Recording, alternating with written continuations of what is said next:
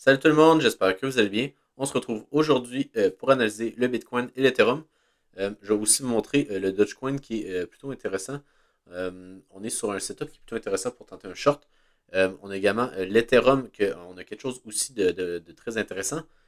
Sinon, on a également le Jupiter qui a fait, le Jup, je ne sais pas si c'est Jupiter ou juste Jup. En tout cas, il a fait moins 22%. En gros, on avait l'airdrop aujourd'hui, on a eu beaucoup de volatilité sur ce token-là. Il y a aussi le FTT qui est à moins 17% parce que, en gros, ils ont dit qu'ils n'allaient pas relancer la plateforme, à ce que j'ai pu comprendre. On a également le TIA à moins 12, on a le Manta à moins 13 et le OP à moins 10. Donc, on a quand même pas mal de volatilité, surtout à la baisse. On a le Bitcoin également qui est à moins 3%. Mais c'est un peu normal, hein, avec, on a beaucoup de volatilité. On avait également le FOMC aujourd'hui.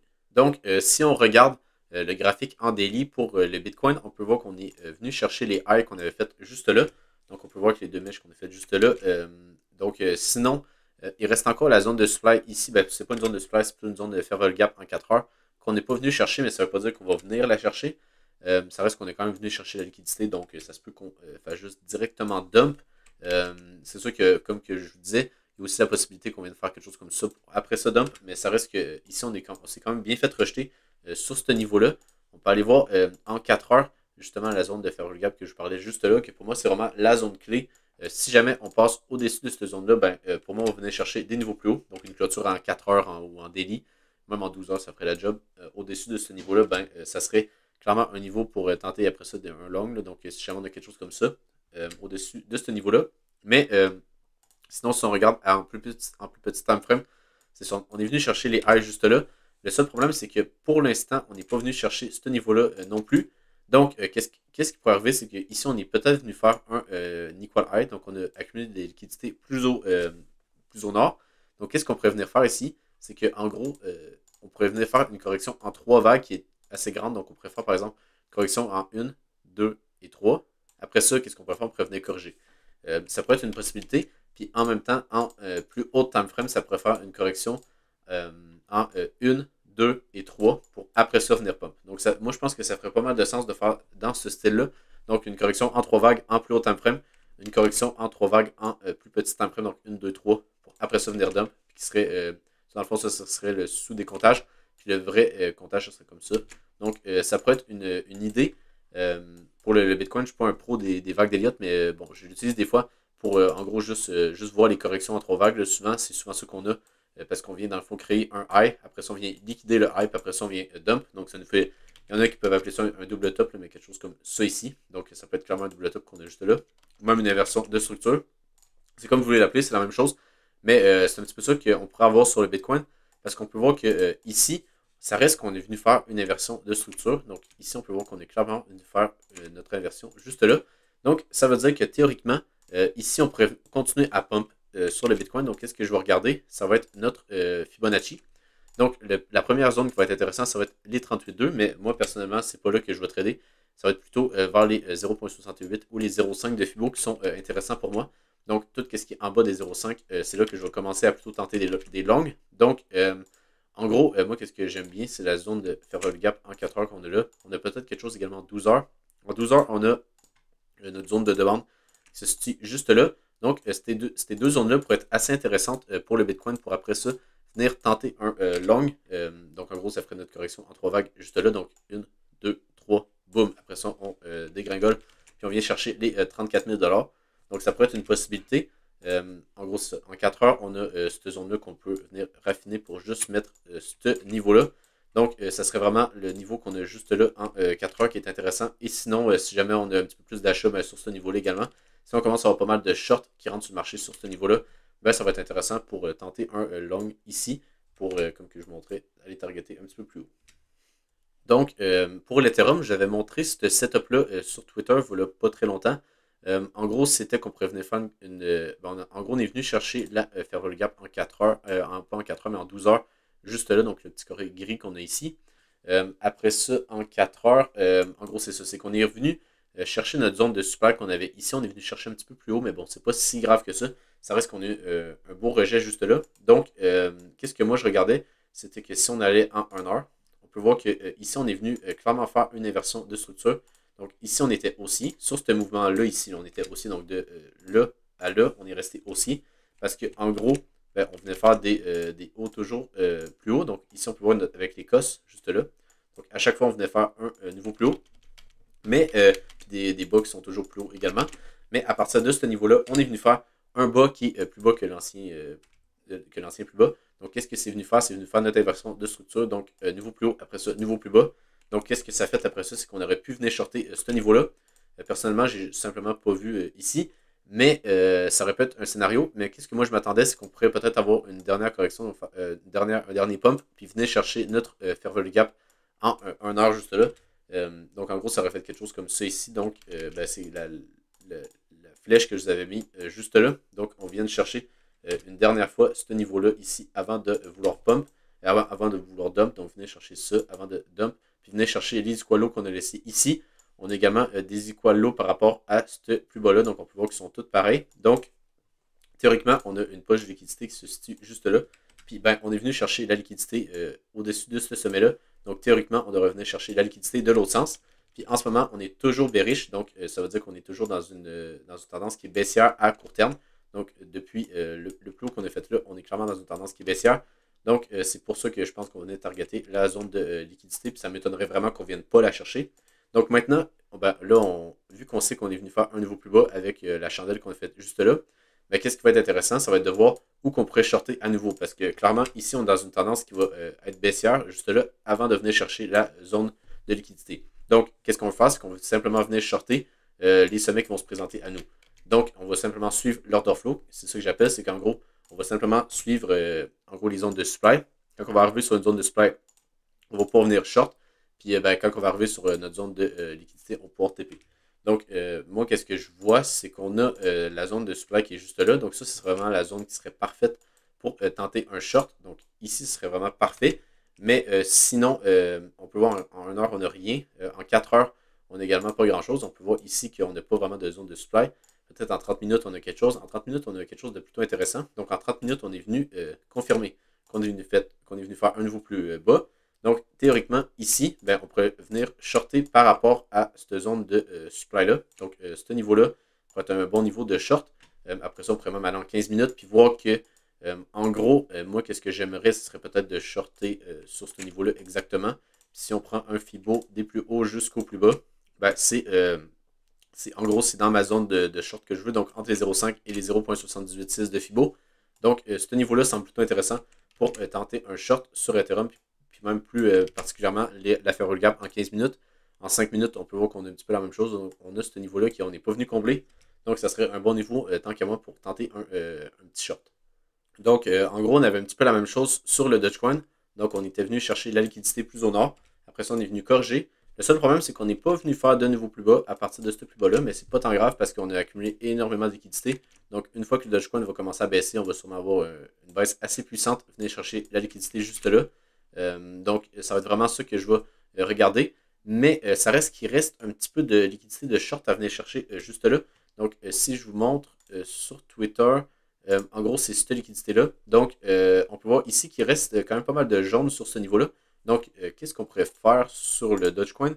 Ça serait en gros de venir faire un dernier pump, venir chercher ce niveau-là avant de dump. Donc, c'est un petit peu la même chose que sur l'Ethereum. Puis, en gros, qu'est-ce que ça nous ferait? Ça nous ferait une sorte de canal juste là, donc une sorte de bear flag. C'est sûr que là, bon, il n'est pas très clean. Mais dans ce style-là, donc qu'est-ce qu'on fait d'habitude? C'est qu'on va descendre très rapidement. Après ça, on va monter tranquillement. Après ça, boum, on va redescendre très rapidement. Donc ça, c'est vraiment caractéristique d'une tendance qui est baissière. Donc, on fait quelque chose comme ça. Après ça, on vient chercher zone de supply. Après ça, boum, on corrige très très fort. On peut voir également là, sur le Bitcoin, on a fait la même chose dans le dernier bear market. Donc, si on va, je vais aller sur ce graphique-là. Ben, en gros, on peut voir juste là, on descend, même si on va en weekly, on peut très bien le voir. Tendance très très baissière. Donc, ici, on peut voir qu'on a vraiment beaucoup de momentum. Après ça, qu'est-ce qu'on fait? On fait un genre de petit bear flag. Donc, on a vraiment de la misère à monter. Puis le boom, une autre tendance baissière. Après ça, ici, on peut voir également qu'on n'a pas vraiment eu de vrai pump qui a vraiment cassé la tendance. Après ça, ici, qu'est-ce qu'on est venu faire? Encore une fois, on a beaucoup de difficultés à monter. Puis là, boum, donc d'un coup, on a le FTX. Mais ça reste que on avait quand même accumulé de la liquidité. Donc, ça reste qu'il y avait des bonnes chances de venir la chercher durant ce moment-là parce qu'ici, on peut voir qu'on avait accumulé pas mal de liquidité. Donc, ça aurait pu être un endroit qu'on aurait dit non, même si on est là, je ne suis pas bullish parce qu'on a encore pas mal de liquidité à venir chercher. Donc, on peut voir qu'on est venu la chercher. Puis après ça, là, on a eu vraiment beaucoup de momentum. Puis là, même là, c'est le contraire. Là, vous voyez, on descend tranquillement, puis après ça, boum, on monte d'un coup. Après ça, on descend tranquillement, puis après ça, on monte d'un coup. C'est la même chose qu'on a fait juste là. Puis là, on peut voir qu'on a un petit peu la même chose, même si oui, je m'attends à une correction plus conséquente. Ça reste qu'ici, on pourrait descendre par exemple, tranquillement, puis après ça, monter d'un coup. Donc ça, c'est un petit peu la petite parenthèse pour le graphique du Dogecoin, mais ça reste que si on regarde en 4 heures, ouais, c'est ça. En gros, sur le Dogecoin, je m'attendrais un petit dernier pump, venir liquider tous les shorts qu'il y a dans le marché, puis après ça, boum, on dump, puis on vient chercher un niveau plus bas juste là. On a également le Litecoin qui est très intéressant parce que, en gros, je vous avais montré au début de semaine la zone de Fairway Gap qui était juste là, donc en 4 heures, juste ici, qui était très intéressante parce que, en gros, on était venu faire un niveau plus bas sur le Litecoin, puis on avait laissé une belle zone de Fairway Gap juste là, donc je m'attendais à ce qu'on vienne la chercher. Puis ben, je ne sais pas si c'est une manipulation, une news ou peu importe, mais ça reste qu'on est venu la chercher parfaitement sur ce niveau-là. Puis même si on va en 1 heure, on peut voir juste là que pour moi, c'est bah, ça veut sûrement de la manipulation, sincèrement, là, avec comment qu'on a pump à très court terme, peut-être qu'un news, je sais pas. Mais ça reste qu'on s'est arrêté directement sur le niveau qu'on voulait. Puis ben, après ça, on a bien corrigé. Donc, ici sur le Litecoin, il y avait un short à prendre, il y avait clairement un short à prendre en limite. Personnellement, j'ai pas pris, mais on avait clairement quelque chose comme ça à prendre avec un stop loss au-dessus de ces plus bas-là. Puis une target pas mal plus basse. Donc, pour l'instant, ça aurait été un bon short à prendre. Mais qu'est-ce qui est intéressant là, c'est que vu qu'on sait que théoriquement, ça c'est notre plus haut, en gros, c'est qu'après ça, on peut essayer d'aller en plus petit time frame. Puis, par exemple, si on a un petit rebond ici, mais après ça, on pourrait le shorter pour venir targeter des niveaux plus bas. Donc, par exemple, si on va en 1 heure, on peut voir ici qu'on est venu faire un niveau plus bas par rapport à ce plus bas-là. Donc, ici, on a clairement notre inversion de structure. Puis même par rapport à celui-là, si on peut dire qu'ici, on est venu faire un niveau plus bas. Donc, c'est plutôt intéressant. Donc, ça veut dire qu'ici, si on a un rebond sur le Litecoin, ça va être assez facile de venir le shorter. Peut-être que ce niveau-là devrait être protégé. Donc, théoriquement, ici, on ne devrait pas venir au-dessus de ce niveau-là parce qu'on est clairement venu chercher la liquidité. C'est pas sûr à 100%, là, mais je pense que ce niveau-là pourrait être protégé. On a une zone de supply juste ici. Donc, pourquoi pas tenter de shorter sur ce niveau-là avec un stop loss au-dessus, juste là. Donc, par exemple, si on short, je ne sais pas, sur la moitié ici, si on a notre stop loss juste ici, puis on a notre target pour des niveaux plus bas, donc ça nous ferait quand même un 5 heures. Puis même si on a une entrée plus conservatrice, ça nous ferait quand même un 3,45 heures. Donc là, c'est vraiment juste en regardant la structure du marché, puis en regardant qu'on est clairement baissier, donc qu'on pourrait tenter un short sur cette zone de supply là. On a également l'order flow qui est plutôt intéressante parce qu'on peut voir ici qu'on a beaucoup de positions qui se sont fermées juste ici. La face, c'est que les fundings ne sont pas vraiment redescendus. Donc, je ne sais pas trop ce que ça veut dire. Ça veut dire qu'on a des longs, dans le fond, ça veut dire qu'on a des longs qui ont fermé leur position. Puis on a également des shorts qui se sont fait, des longs qui se sont fait liquider. Puis on a des shorts qui ont closé leur position. On peut voir également que si on regarde juste ici, on n'a pas eu vraiment de vente en spot. Donc, c'est un petit peu spécial. D'habitude, on a de la vente en spot quand on a ce genre de mouvement-là, mais là, on n'en a pas eu. Donc, ça reste qu'on a quand même les spreads qui sont en négatif encore. Donc, ça, c'est un bon signe. Mais il va falloir en avoir pas mal plus que ça pour me dire qu'on va pump sur le Bitcoin et qu'on va venir faire un nouveau plus haut, donc au-dessus, aller chercher les 44 000. Il va falloir qu'on ait pas mal plus que ça sur le Bitcoin. Sinon, sur l'Ethereum, c'est pas mal plus intéressant parce qu'en gros, ici, on peut voir qu'on a vraiment eu de la vente. Donc, en gros, on peut voir le spot qui a vraiment bien vendu. Donc, ça, c'est Binance, puis ça, c'est Coinbase. On peut voir que les deux ils ont vraiment bien vendu. Puis le total également qui a bien vendu. Donc, ça nous fait notre mouvement baissier juste là. On a eu l'open interest qui a un petit peu descendu, mais que c'est pas si important que ça. Parce qu'on peut voir que les fundings ils ont bien augmenté. Mais l'affaire, c'est qu'ici, on a les fundings qui augmentent pendant la petite chute qu'on a ici, mais les spreads qui redescendent. Donc, ça veut dire que sur les fundings, c'est comme si on aurait plutôt des longs, tandis que sur les spreads, c'est comme si on aurait plus de shorts. Donc, je ne sais pas exactement sur ce mouvement-là qu'est-ce qu'on a eu, mais ça reste que, par exemple, si on va en 15 minutes, peut-être qu'on aurait quelque chose de meilleur. En gros, on peut voir que durant toute la baisse ici, les fundings ils ont bien augmenté. Donc, ça veut dire qu'on a principalement des longs qui ont rentré sur le marché durant la petite baisse qu'on a ici parce que les fundings augmentent. Après ça, on peut voir qu'ils se sont fait liquider. En gros, partir d'ici jusqu'à la chandelle qu'on a faite là. Puis, on peut voir qu'à partir d'environ ici, là, donc dans ces niveaux-là, on a plutôt des shorts parce qu'on peut voir les fundings qui redescendent. Puis, on a les spreads également qui redescendent. Donc, ça veut dire que sur cette région-là, on a plutôt des shorts. Donc, logiquement, ici, on devra avoir un rebond sur l'Ethereum, puis venir, par exemple, mitigate nos zones de supply qu'on avait identifiées juste là, pour après ça venir dump. Donc, ça ferait quelque chose comme, par exemple, on a un rebond, on vient liquider les shorts, donc les spreads remontent vers le neutre. Après ça, on a les fundings qui remontent encore. On a l'open interest qui augmente. Puis on a, donc là, ça ferait déjà que là, on aurait beaucoup de longues qui essaient de longues dans le fond, ce niveau-là. Mais clairement, nous autres, on le sait qu'on est baissier, donc, parce qu'on est venu faire un niveau plus bas. Donc ici, on pourrait tenter un short sur l'Ethereum si on a ce genre de data-là qui va être vraiment intéressante à regarder. On peut voir également que durant le top qu'on a fait juste là, donc durant le FOMC, il était sur ce niveau-là. On peut voir qu'on avait énormément d'ordres de vente sur le Bitcoin. Si on va en 1 heure, on va pouvoir le voir également. À plus long terme, on a pas mal d'ordres de vente qui se sont positionnés juste là. Donc, on peut voir ici qu'on avait quand même pas mal d'ordres de vente. Donc, c'est normal qu'on se soit fait rejeter parce que ça reste que c'est de l'offre et de la demande, le marché. Mais sinon, plus au sud, on peut voir qu'on commence à avoir quelques ordres d'achat.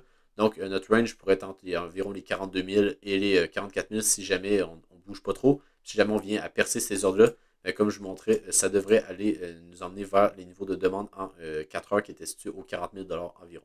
On peut voir également qu'on a énormément de liquidations à venir chercher plus au sud.